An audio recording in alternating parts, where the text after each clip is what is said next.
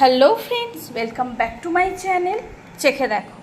আশা করি তোমরা সবাই ভগবানের আশীর্বাদে ভীষণ ভীষণ ভালো আছো। আমিও কিন্তু খুব ভালো আছি। আমি শতাব্দী চলে এসেছি আজকের আবারও সামার স্পেশাল একটা চটপটা রেসিপি তোমাদের সঙ্গে শেয়ার করার জন্য। তো টাইটেল আর থাম্বনেল দেখে তো বুঝেই গেছো আজকের কি বানাবো। আর হ্যাঁ, আজকের আবারও একটা ইউনিক স্টাইল, ভিলেজ স্টাইল, মম স্টাইল রেসিপি তোমাদের সঙ্গে শেয়ার করতে চলেছি। একেবারে নতুন স্বাদের একটা রেসিপি শেয়ার করতে চলেছি বলা ভালো। আজকের মাছের ডিমের চাটনির দ্বিতীয় পর্ব, সেটা শেয়ার করব। তো আজকের ভিডিওটা কিন্তু স্কিপ না করে পুরোটা দেখার অনুরোধ রইল। তো আর দেরি না করে বলে দিই ঝটপট, আজকের আমি বানাবো পাকা কুমড়ো দিয়ে মাছের ডিমের চাটনি।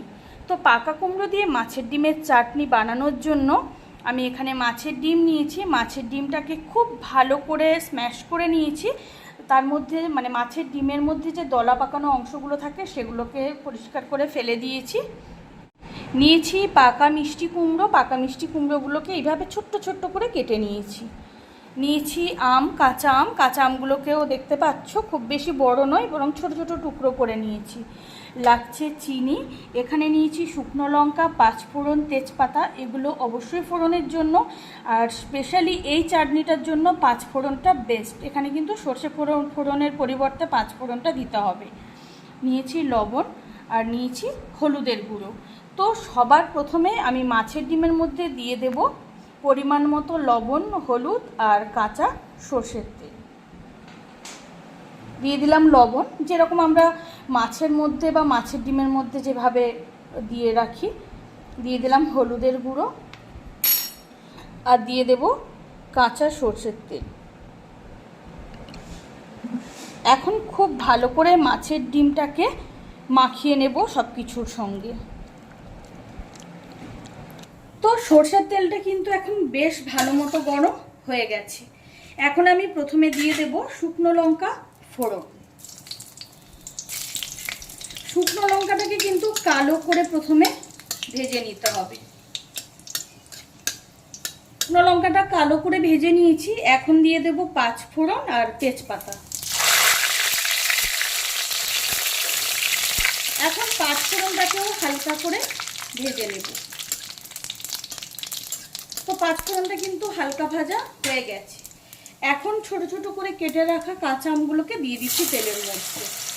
আর এখানে একটা কথা বলে রাখতে চাই বন্ধুরা, আমরা সাধারণত আমের টক বা চাটনি এই জাতীয় কিছু বানালে ম্যাক্সিমাম ক্ষেত্রে আমাদের আমগুলোকে সেদ্ধ করে জলটা ফেলে দিতে হয়। এই রান্নাটাতে কিন্তু সেটা হবে না। আমটা কিন্তু সেদ্ধ করে জল ফেলবে না। দু মিনিট তেলের মধ্যে আমটাকে একটু ভেজে নেব।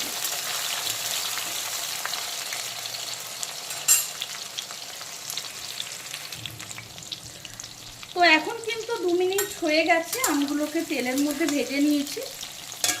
এখন আমি দিয়ে দেবো কড়াইতে লবণ, হলুদ আর কাঁচা সর্ষের তেল মাখানো স্ম্যাশ করে রাখা মাছের ডিম। আঁচটা কিন্তু এখন আমি লো ফ্লেমে করে দিলাম।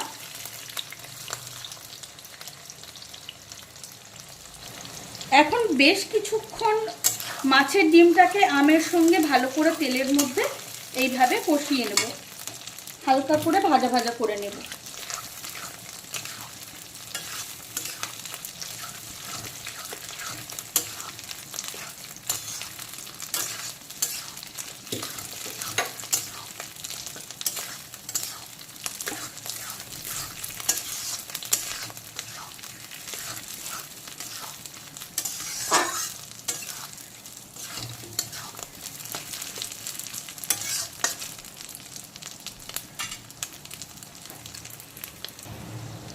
তো মাছের ডিমগুলো দেওয়ার পরে 2-3 মিনিট ভালো করে কাঁচা আমের সঙ্গে তেলের সঙ্গে মাছের ডিমগুলোকে ভালো করে ভেজে নিয়েছি।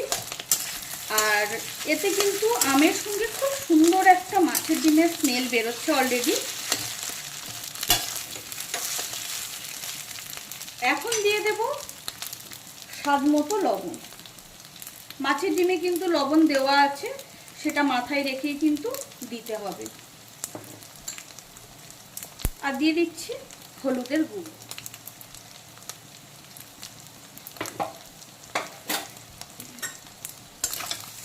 এখন লবণ আর হলুদটাকে সব কিছুর সঙ্গে আবারও খুব ভালো করে মিক্স করে নেব।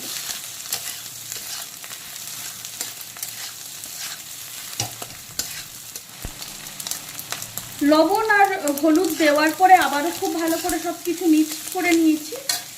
এখন দিয়ে দেবো কেটে রাখা কুমড়ো। আর এই রান্নাটার জন্য কিন্তু এরকম পাকা মিষ্টি মিষ্টি কুমড়ো যদি নাও হয়, এরকম পাকা কুমড়োরই কিন্তু দরকার।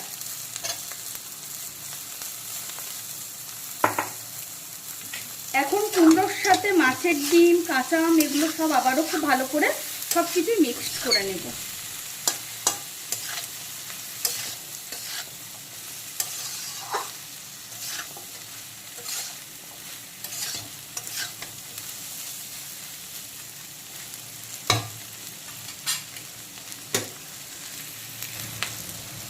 তো কুমড়ো দেওয়ার পরে আবারও আমি 2-3 মিনিট সময় নিয়ে সব কিছু ভালো করে ভেজে নিয়েছি, খুব ভালো মতো মিক্সড করে নিয়েছি। এখন দিয়ে দেবো কিছুটা পরিমাণ জল।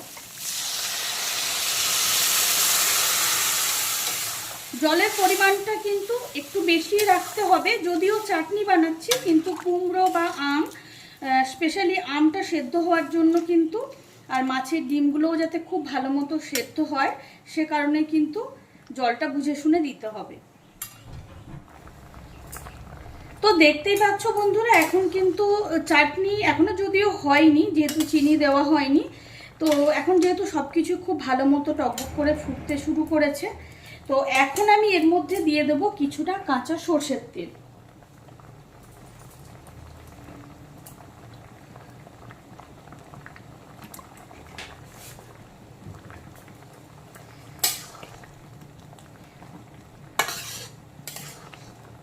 এটা কিন্তু শুধুমাত্র মাছের ডিমের যে একটা আঁশটা গন্ধ থাকে সেটা কাটানোর জন্য। আর দিয়ে দিচ্ছি চিনি। যেহেতু চাটনি বানাচ্ছি, চিনিটা আমের টক কীরকম, মানে আমের টকটা কীরকম সেটা বুঝেই কিন্তু তোমাদের চিনিটা দিতে হবে। আর একটা কথা, এই চাটনিটা কিন্তু হালকা টক হলে ভালোই লাগে, খুব খারাপ লাগে না কিন্তু। তো সেক্ষেত্রে তোমরা যদি একেবারে মিষ্টি মানে চাটনি পছন্দ না করো, একটু টক পছন্দ করো, সেক্ষেত্রেও চিনিটা একটু কম দিতে হবে।